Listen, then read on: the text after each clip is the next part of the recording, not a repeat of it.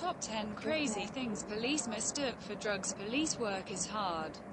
No doubt, spending most of your days dealing with difficult, sad or downright dangerous situations is no walk in the park. Though the work is difficult, it comes with enormous power. That power can have a big impact on any given citizen's life. Unfortunately, there are times when the police make mistakes. Some of those mistakes are no laughing matter. Some, however, clearly are, though the citizens on the other end of those mistakes might beg to differ. Number 10. Cotton candy. Way back in 1899, John C. Wharton and William Morrison received a patent for the cotton candy machine. From there, the two men took their invention to the 1904 St. Louis World's Fair. The rest, as they say, is multicolored. Soft, sugar-spun history. Though, I think it is safe to say that neither Wharton nor Morrison ever envisioned anyone spending time in jail for simply possessing their tasty treat. Yet, back in 2016, that is exactly what happened to a woman named Dasha Fincher. After police stopped Fincher, they searched her car and found a bag containing a blue, crystal-like substance. Using a roadside testing kit, the officers determined it was methamphetamine. That was news to Fincher. I knew it was cotton candy, and for him to come back and say it was meth, I really didn't know what to say.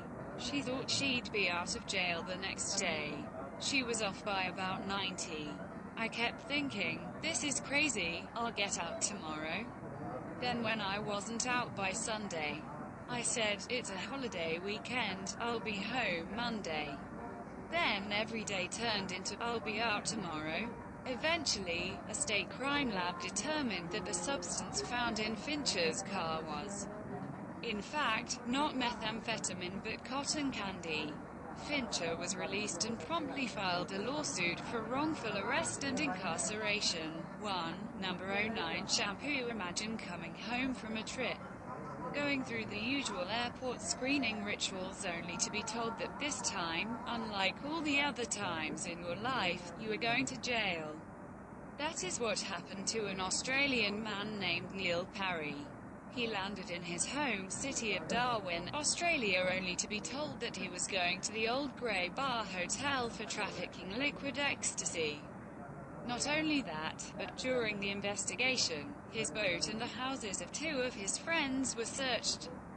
Parry was released from jail after 3 days when the bottles of Pantene Pro V shampoo and conditioner were found to contain Pantene Pro V shampoo and conditioner and not the ecstasy that the customs officers suspected. In the end, authorities ended up paying Parry $100,000 compensation for their mistake. Parry, who spent 17 months legally battling Australian Customs and Border Protection Services, said the money was not worth it. On their end, Australian Customs and Border Protection Services were apologetic, saying mistakes were made during the presumptive testing of Mr. Parry's goods. Number 08. Bird do. If you own a car, chances are that, at some point, it is going to be the recipient of a gift from on high. No, not a miracle from the heavens, but a mess from directly above. Bird poop. Late one night back in July of 2019, Shy Words, 21-year-old starting quarterback for Georgia Southern University, was pulled over for speeding. What followed was funny and not funny. The dashboard camera recorded it all. At one point an officer asks Wirtz, "What's the white stuff on the front of your hood, man?" Wirtz replies, "Bird S ******. Wirtz then repeated, "I promise you that is bird do." To which the police officer said, "I promise you that it's not because I just tested it and it turned pink."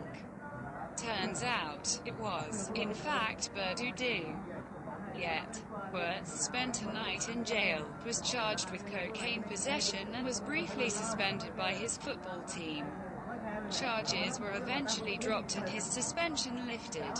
The sheriff's office responsible for the gaffe has since changed the way it uses field tests. Now we'll no longer make charges if it's an unknown substance. We'll wait for lab results to come back. Too late for words, but a welcome change nonetheless. Numb Ro4 motor oil crossing the border between the US and Canada may take a while, but most motorists have little to no trouble making the trek, no matter which way they are headed. Most motorists, but not all. Case in point, back in 2011. One of those vehicles was driven by 66-year-old retired Girl Scout Registrar Janet Goodwin. She set off from her home in Warroad, Minnesota and was headed to Sprague, Manitoba. Trouble arrived when she tried to cross the border into Canada. After questioning Goodwin, a Canadian border guard searched her vehicle and discovered a canning jar that held a mysterious dark liquid. After conducting a quick test, the guards determined that the mysterious liquid was heroin. Headed to Manitoba to play bingo and stop by to visit her daughters, Goodwin, instead, was taken to jail. I couldn't even think. I was so astounded, a shocked Goodwin recalled. She added, I said, that's not even possible. I said, I'm sure it's oil that was put in there that was left over or something. And they said, no, it tests positive for traces of something.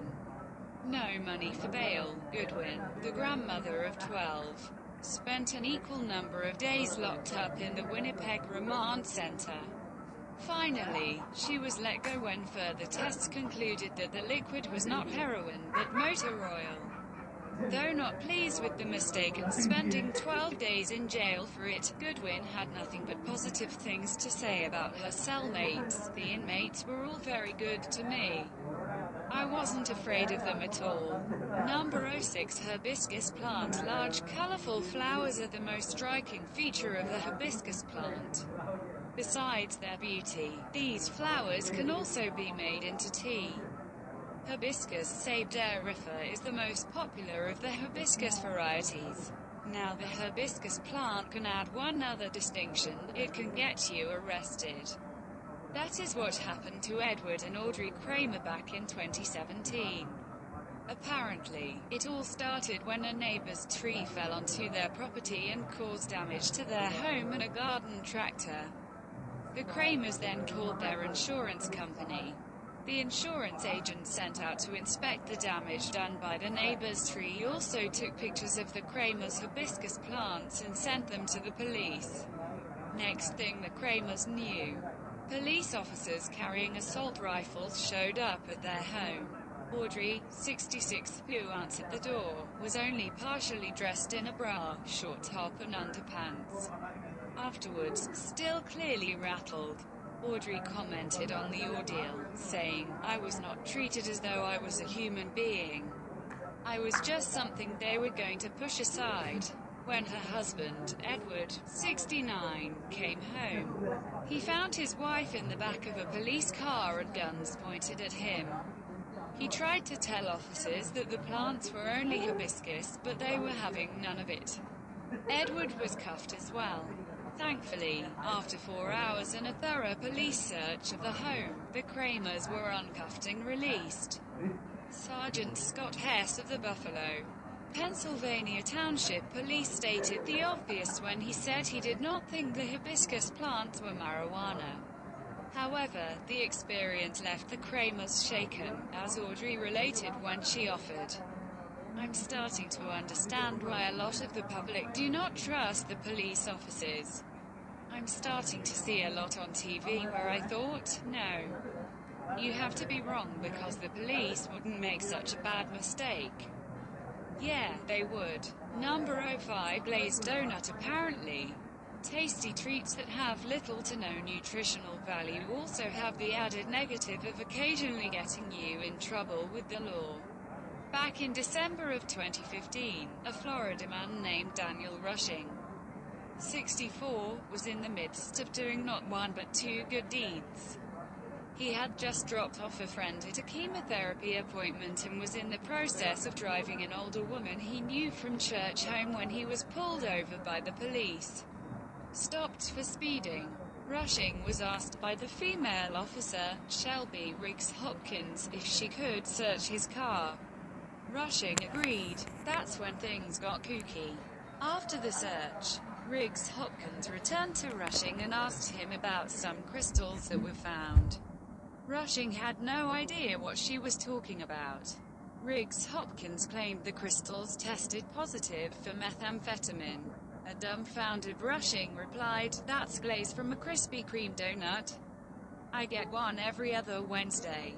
Officers disagreed and booked Rushing for possession of methamphetamine. Rushing relayed the bizarre nature of the experience by saying, "It was funny because I called my wife to tell her what happened, and the guy next to me waiting for the phone started to laugh." Naturally, after further testing, the crystals were deemed not to be methamphetamine. Amazingly, Rushing is pretty cool about the ordeal.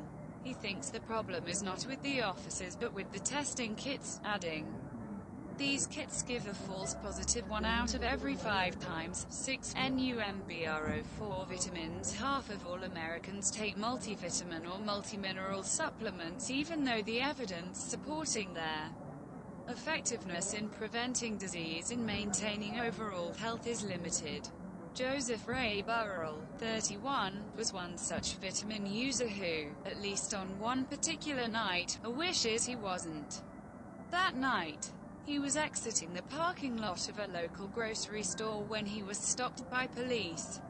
As well as not having his lights on, Burrell was in trouble for a warrant stemming from his failure to appear in court for a charge of running away from a police officer. Then, his vehicle was searched. The officer found a plastic bag containing 1/2 ounce of crystal shards.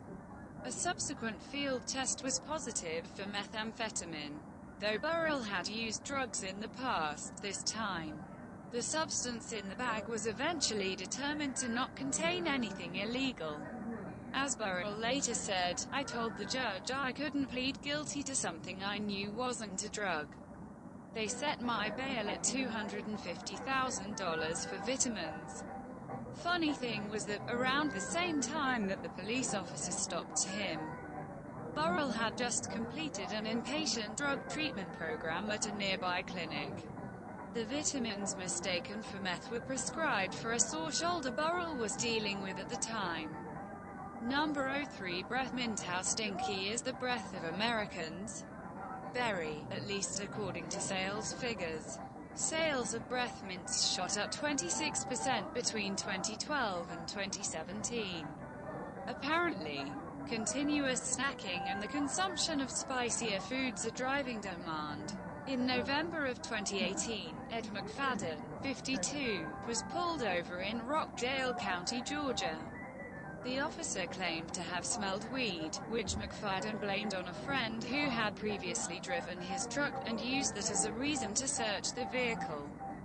McFadden didn't mind until the police officer claimed that he found a substance that tested positive for cocaine. McFadden couldn't believe it, saying, "Take me to jail, man, because that ain't no cocaine." Another officer replied that test kits don't lie. It wasn't until after McFadden missed 2 days of work and paid a bail bondsman to be released that he discovered the real culprit. "As soon as I saw those candy wrappers I said breath mints." 7 months later, GBI Crime Lab confirmed McFadden's suspicions when they revealed that the item found by police in McFadden's truck was not crack or any other illegal substance. Nobody would believe that, of course. You tell anyone that I got locked up for breath mints. Anyone I was telling that, nobody would believe me. 8. Numb Ro4 Okra Plant. Okra is a plant containing edible seed pods. Grown in warm climates, okra is sometimes referred to by its nickname, lady's finger. It comes in 2 colors, red and green. Though a fruit, people tend to use it as a vegetable in cooking. It is very popular in South America. Okra must not be well known in Cartersville, Georgia, at least not to its police department, and one Dwayne Perry can attest to that.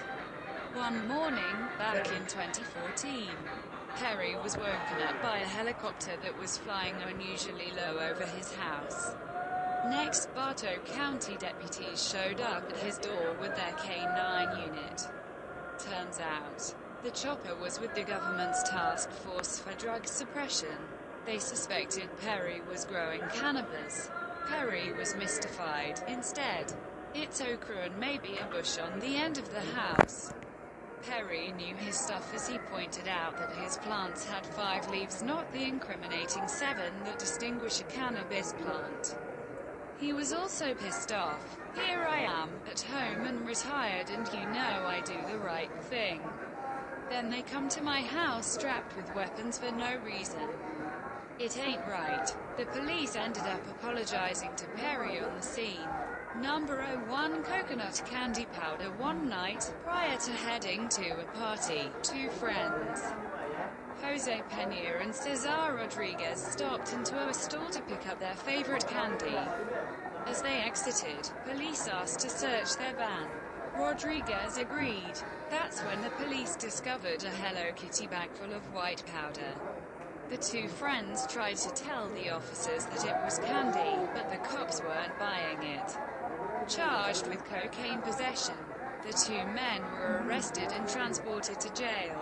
It was only days later, when police concluded testing the mystery substance, that they realized their mistake. Charges against Pena and Rodriguez were immediately dropped and they were free to go. Though wrongly accused, arrested and put in jail, an immediate apology was not forthcoming from the Pollock